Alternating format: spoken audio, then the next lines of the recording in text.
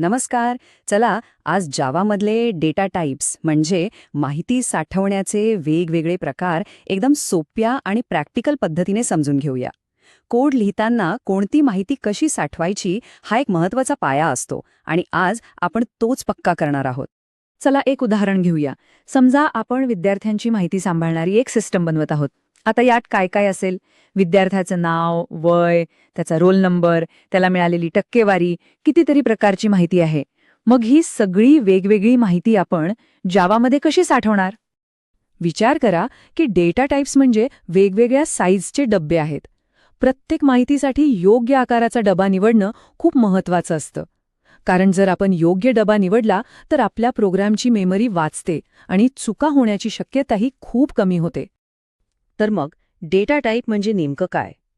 सोप्या भाषेत सांगायचं तर डेटा टाईप हे ठरवतं की एखाद्या व्हेरिएबलमध्ये म्हणजे माहितीच्या डब्यामध्ये कोणत्या प्रकारची आणि किती मोठी व्हॅल्यू आपण ठेवू शकतो. आणि जावा ही एक स्ट्रॉंगली टाईप्ड लँग्वेज आहे. याचा अर्थ प्रत्येक व्हेरिएबल तयार करतानाच त्याला सांगावं लागतं की तो नक्की काय साठवणार आहे. चला तर मग सुरुवात करूया संख्यांपासून. आपल्या सिस्टममध्ये वय, रोल नंबर अशा अनेक संख्या असणार आहेत. जावामध्ये लहान मोठ्या पूर्णांक संख्यांसाठी वेगवेगळे प्रकार आहेत. आता इथे बघा, बाईट हा सगळ्यात छोटा डबा आहे जो फक्त 1 बाईट मेमरी घेतो. यात -128 ते 127 पर्यंतच्याच संख्या बसतात. विद्यार्थ्याचं वय साठवण्यासाठी हा एकदम परफेक्ट आहे. कारण वयासाठी इंट वापरला तर आपण गरजेपेक्षा 4 पट जास्त मेमरी वाया घालवू. दुसरीकडे आहे इंट, जो 4 बाईटचा आहे आणि सगळ्यात जास्त वापरला जातो. यात जवळपास 2 अब्जांपर्यंतच्या संख्या आरामात बसतात, जसं की शहराची लोकसंख्या किंवा बँक बॅलन्स. पण एक प्रश्न आहे, जर एखादी संख्या इंटच्या क्षमतेपेक्षाही मोठी असेल तर मग काय करायचं? जसे की आपला आधार कार्ड नंबर. हे बघा, आपण जर 12 अंकी आधार नंबर इंटमध्ये टाकायचा प्रयत्न केला तर काय होतं? लगेच एरर. जावा सरळ सांगतं की बाबा रे, ही संख्या माझ्यासाठी खूप मोठी आहे. आणि ह्यावर उपाय म्हणजे लाँग डेटा टाईप. हा खास मोठ्या संख्यांसाठीच बनवलेला आहे. पण इथे गोष्ट अजिबात विसरायची नाही. संख्येच्या शेवटी एल लावणं. हे एल म्हणजे जावासाठी एक सिग्नल आहे की ही एक लाँग व्हॅल्यू आहे, साधीसुधी नाही. हे चित्र बघा, किती फरक आहे ते लगेच कळेल. बाईट फक्त 1 बाईट घेतो. इंट त्याच्या 4 पट म्हणजे 4 बाईट आणि लाँग तर तब्बल 8 बाईट जागा घेतो. म्हणूनच योग्य डेटा टाईप निवडणं म्हणजे थेट मेमरीची बचत करणं. बरं, हे झालं पूर्णांक संख्यांबद्दल. पण टक्केवारी, किंमत किंवा सरासरी यांसारख्या दशांश चिन्ह असलेल्या संख्यांचं काय? त्यासाठीही जावामध्ये खास सोय आहे. इथे आपले 2 मुख्य पर्याय आहेत, फ्लोट आणि डबल. फ्लोट हा 4 बाईटचा आहे आणि पॉइंटनंतर साधारण 6-7 अंकांची अचूकता देतो. टक्केवारीसाठी हा पुरेसा आहे. तर डबल हा 8 बाईटचा आहे आणि तो जवळजवळ 15 अंकांची अचूकता देतो. त्यामुळे जिथे जास्त अचूकता लागते, जसं की वैज्ञानिक गणनेमध्ये, तिथे डबल वापरला जातो. आणि हो, इथे पण एक नियम लक्षात ठेवायचा आहे. जसं लाँगसाठी एल होतं तसंच फ्लोट व्हॅल्यूच्या शेवटी एफ लावणं गरजेचं आहे. हे विसरलात की एरर नक्की. डबलसाठी डी लावला तरी चालतो, पण तो ऑप्शनल आहे. ओके, संख्या तर झाल्या, पण संख्यांव्यतिरिक्त सुद्धा डेटा असतो, बरोबर? जसं की एखादं अक्षर किंवा हो की नाही. चला ते पाहूया. आता ही एक इंटरेस्टिंग गोष्ट आहे. 4 डेटा टाईप. यात एकच अक्षर बसतं आणि गंमत म्हणजे हा युनिकोड वापरतो. याचा अर्थ आपण फक्त इंग्लिशचे ए नाही तर आपलं मराठीचा अ सुद्धा यात आरामात साठवू शकतो. आणि हा आहे बुलियन.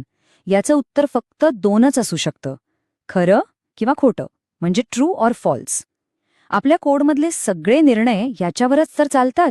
म्हणजे विद्यार्थी पास झाला की नाही याचं उत्तर बुलियनमध्येच मिळणार. चला तर मग आपण जे सुरुवातीला ठरवलं होतं त्या आपल्या स्टुडंट मॅनेजमेंट सिस्टमकडे परत येऊया आणि बघूया की हे सगळे डेटा टाइप्स तिथे कसे कामाला येतात. विद्यार्थ्याचं नाव साठवण्यासाठी आपण स्ट्रिंग वापरू. लक्षात ठेवा, स्ट्रिंग हा अनेक अक्षरं एकत्र साठवण्यासाठी आहे.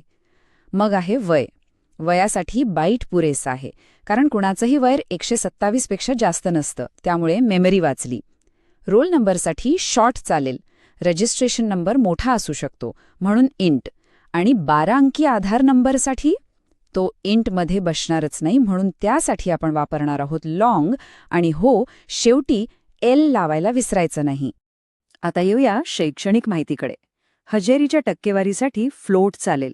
CGPAसाठी डबल वापरू कारण तो जास्त अचूक आहे. विद्यार्थ्याला स्कॉलरशिप मिळाली की नाही यासाठी बुलियन, उत्तर फक्त ट्रू किंवा फॉल्स. आणि वेगवेगळ्या विषयांचे गुण साठवण्यासाठी इंटचा ॲरे वापरला आहे. ॲरे म्हणजे एकाच प्रकारच्या अनेक व्हॅल्यूजची एक लिस्ट. त्यामुळे प्रत्येक विषयासाठी वेगळा व्हेरिएबल बनवण्याची गरज नाही. चला आता काही कॉमन चुका बघूया ज्या प्रोग्रामिंग शिकताना हमखास होतात, खास करून डेटा टाईप बदलताना. जावा ना खूप हुशार आहे. जेव्हा आपण एखाद्या छोट्या डब्यातली गोष्ट मोठ्या डब्यात टाकतो तेव्हा ती काहीच तक्रार करत नाही. याला म्हणतात वायडनिंग कन्व्हर्जन. हे आपोआप होतं. इथे डेटा लॉस व्हायचा चान्सच नाही. पण याच्या उलट केलं तर, म्हणजे मोठ्या डब्यातली गोष्ट छोट्या डब्यात कोंबायचा प्रयत्न केला तर, याला नॅरोइंग म्हणतात आणि हे धोकादायक असू शकतं. इथे बघा, आपण 300 ही इंट व्हॅल्यू बाईटमध्ये टाकण्याचा प्रयत्न करत आहोत. तर काय होईल? उत्तर आहे 44. आता आश्चर्याचा धक्का बसला ना? असं का झालं? कारण बाईटची रेंज फक्त 127 पर्यंतच आहे. 300 ही संख्या त्या छोट्या डब्यात मावलीच नाही आणि डेटा लॉस झाला. अगदी मोठ्या भांड्यातलं पाणी छोट्या बाटलीत ओतल्यावर जसं सांडून जातं तसंच काहीसं इथे झालं. तर आजच्या चर्चेचा सार काय? 1. नेहमी गरजेनुसार डेटा टाईप निवडा. 2. लाँगसाठी एल आणि फ्लोटसाठी एफ लक्षात ठेवा. 3. स्ट्रिंग मजकुरासाठी वापरतात. 4. मॅन्युअल टाईप कास्टिंग करताना डेटा लॉस होऊ शकतो, त्यामुळे सावधान. आणि सगळ्यात महत्त्वाचं, योग्य निवड केली की आपला कोड फास्ट आणि एरर फ्री बनतो. तर मग आता आपल्याला डेटासाठी योग्य कंटेनर कसा निवडायचा हे कळलंय. मग विचार करा, सगळ्यात आधी आपण काय बनवणार आहोत?